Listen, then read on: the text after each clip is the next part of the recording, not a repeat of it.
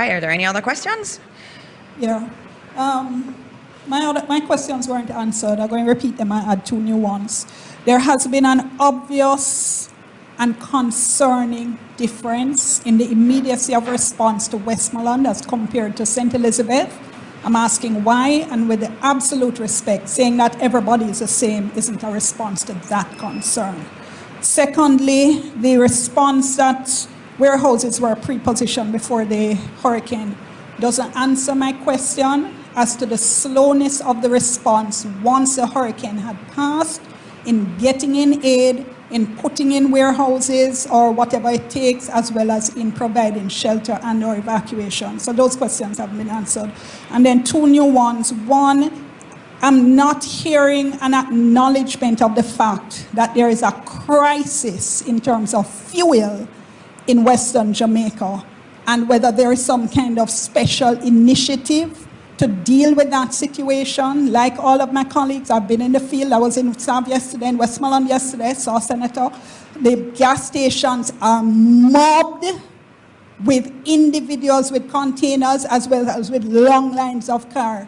You can't get no gas until you basically reach back to Kingston. I'm not hearing a specific initiative to address that problem.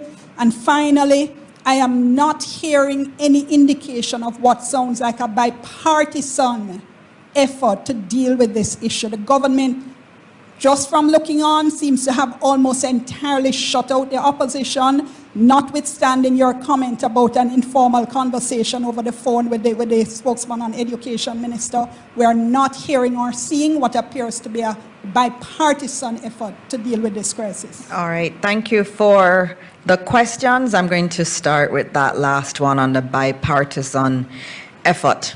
This has to be an all of Jamaica effort, and I think the Prime Minister has not acknowledged that. On the Saturday before the hurricane came, the Prime Minister invited the Leader of the Opposition to Jamaica House to be briefed. He was briefed by Ministry of Labour, was briefed by Evan Thompson. They got several individuals from government briefing on the preparations for the hurricane. A lot of questions were asked. Some suggestions were made in the meeting, and the government took those on board. And I think that's an important signal of intent to have the opposition be a part of the activities. I know that the Leader of the Opposition is in contact with the Prime Minister on a daily basis. I know that that is happening. And so this notion that we're not going to be bipartisan is not correct. We're the government. We have to do what we need to do, and we have to govern. But we also need to say this is a Jamaica effort. You have the church here. We have the opposition that we have said is going to be a part of the oversight body. We have had to be working through a lot of the MPs in order to get aid out. They're very important partners in this. Minister Charles is constantly on the phone with them. Darrell Vaz is constantly on the phone with them. So there is a channel that is open to the opposition, and the opposition is feeding into it. And so we are going to, in our rebuilding, we're going to have everybody on board. The private sector, the opposition is going to be important. And on a sectoral basis, we're going to also have to work with the opposition. And I think that is going to be very clear for everyone to see. And it's not just me, it is the entire government. You spoke about the slowness of the response, the perceived slowness. And you know, the reality is that this was a cat fev, and I'll tell you from my experience being at ODPEM and doing the briefings every single day. Every day, the path shifted.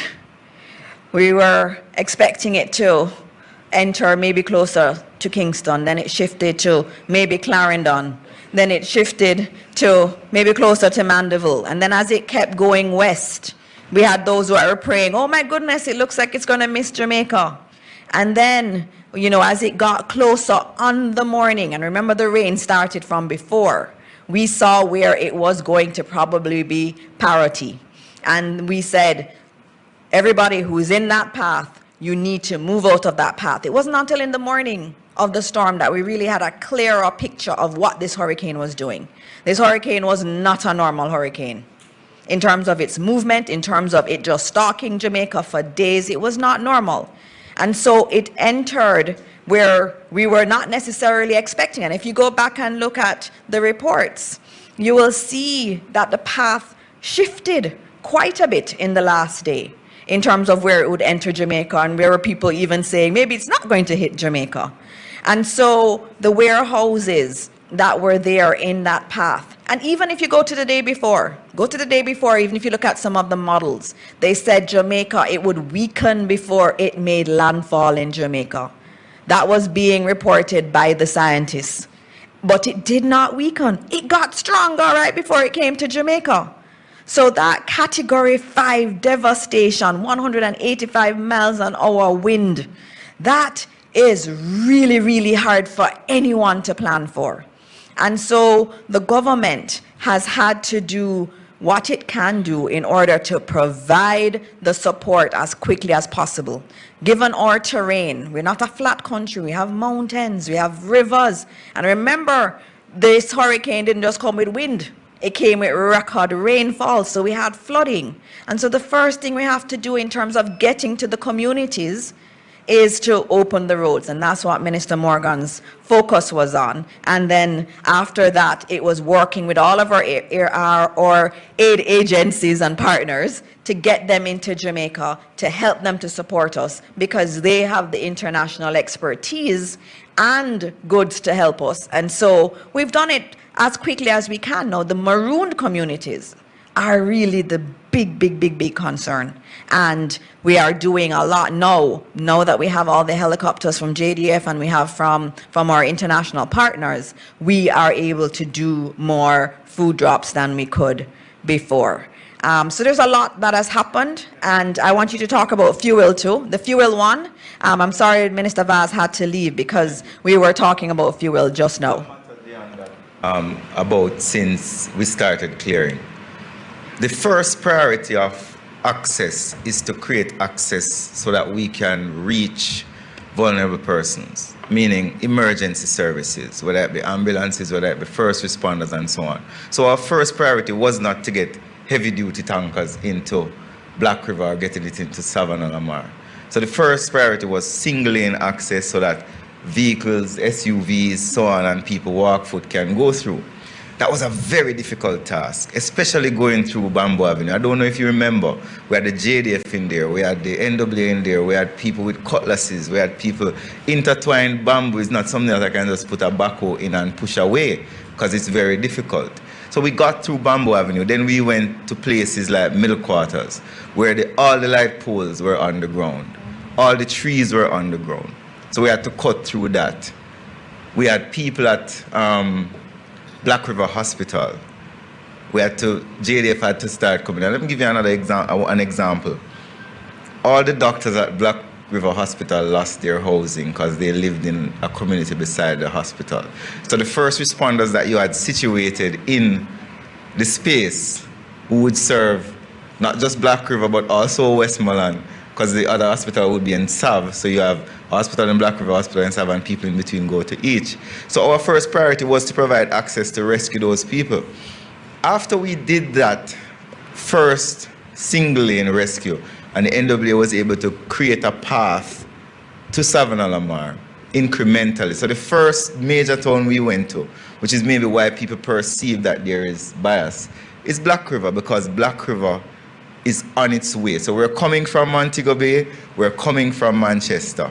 We reach Black River first. We see the damage there. That's the first thing that comes out into the public, right? So everybody says Black River is destroyed. Nobody has yet been able to go to Westmoreland because all the roads are blocked. And even flying over, you would not see the full damage because there's no communication. I did not know the extent of Westmoreland's damage until we were able to get people in and get JDF to fly over Westmoreland. We still haven't reached the tanker issue yet. It is only over the last 2 days that we've been able to confidently tell the gasoline haulage contractors that it is now safe for you to drive to Savannah Lamar. Because they said they're not driving on the NJPS light pole. So we had to work with JPS to remove those light poles. They are not going to drive against anything that could puncture their tanks. So I went yesterday with heavy equipment behind me, not because the NWA is not doing a good job, but because I needed to be confident to convince the ministry that, listen, we can take the tankers now. The other point is, Dionne, some of the gas stations are destroyed. The gas station on the coast in Black River does not exist anymore. The only gas station that exists in Black River is the one, that is not in the town. It's on the outskirts of the town. Right? The other gas station is not in a good condition. The gas station in Westmoreland is also destroyed. So the issue you're having is not just the availability of bringing in gas into the community, but also where are you going to safely store that gas? And that's a medium-term problem, because you can't just send a tanker in there and park it on the side of the road and say, come and buy some gas. When we were driving through yesterday, we had full tanks of gas. And it was not until we reached Boot in St. Anne that we found a gas station that was open late. Yes, there were other gas stations that we heard were open in the day, but because of the nature of what has happened, because of the lack of electricity that is typical for the entire section of the island, a lot of gas stations are closed early.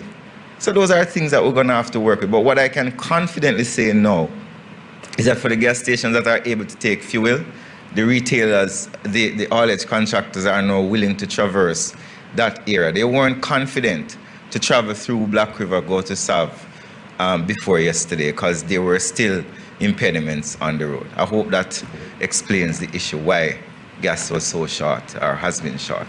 Thank you. And I'll note that Minister Vaz has a proposal in terms of making things much easier there.